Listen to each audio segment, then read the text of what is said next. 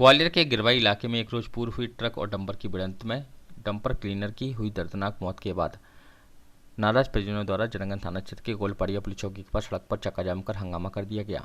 चक्का जाम की सूचना मिलते ही इलाके की पुलिस मौके पर पहुंची और लोगों को समझा बुझाकर शांत करने का प्रयास किया। इस दौरान आम आदमी पार्टी की नेत्री रुचि गुप्ता भी मौके पर पहुंच गईं।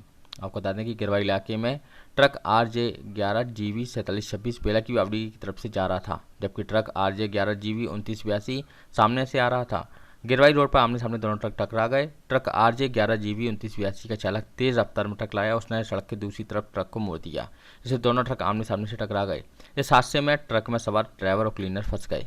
ट्रक आगे का सब पूरी तरह क्षतिग्रस्त हो गया था, दोनों इसमें फंस गए। पुलिस ने रात को कटर बुलवाया, इसके बाद आगे के हिस्से को काटा, फिर दोनों को बाहर निकाला जा सका। हादसे में घायल क्लीनर हरीश राठौर की दर्दनाक मौत हो गई।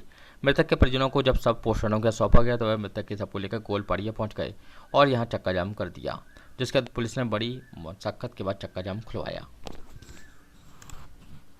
लाल जाटव नाम है उनका, तो उनको किसी गाड़ी ने पहिया चढ़ा दिया उनके ऊपर।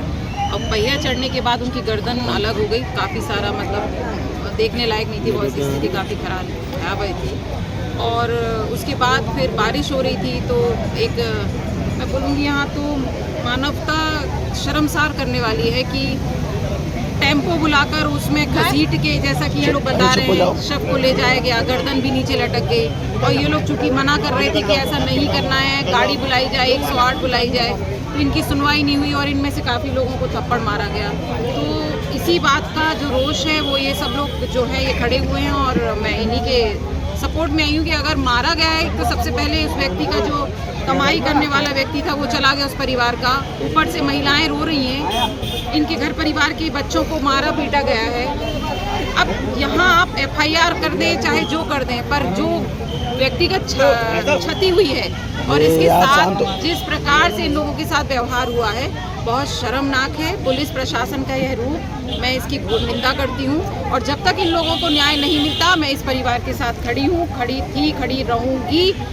जिसने भी इसको मारा है, हमारे जो भाई हैं, मुझे नाम तो नहीं पता, सभी लोग आके शिकायत कर रहे हैं। सबसे पहले जिस पुलिस कांस्टेबल ने या जो भी अधिकारी ने मारा है उसको तो तत्काल रूप से सस्पेंड करना चाहिए और इसके साथ जो इनकी सहायता राशि है नगर निगम से, अब जो लॉस हो गया व्यक्ति का हम कुछ नहीं कर सकते, वो तो मेरी संवेदनाएं हैं इन लोगों के साथ, पर जो इन लोगों के साथ जो सहायता राशि नगर निगम कलेक्ट्रेट से हो सकती है वो मैं दिलवाने की पूरा प्रयास कर रही हूँ। किसने टक्कर मारी थी? इस बच्चों को मारा है और एक उनके बच्चे को मारा है। ये गलत है, क्यों मारा गया भाई? वो लोग कह रहे थे मत ले जाओ, लटका के मतलब कितनी अमानवीय व्यवहार है कि टेम्पो में घसीट के डाल के और ले गए, तो ये बहुत शर्म की बात है।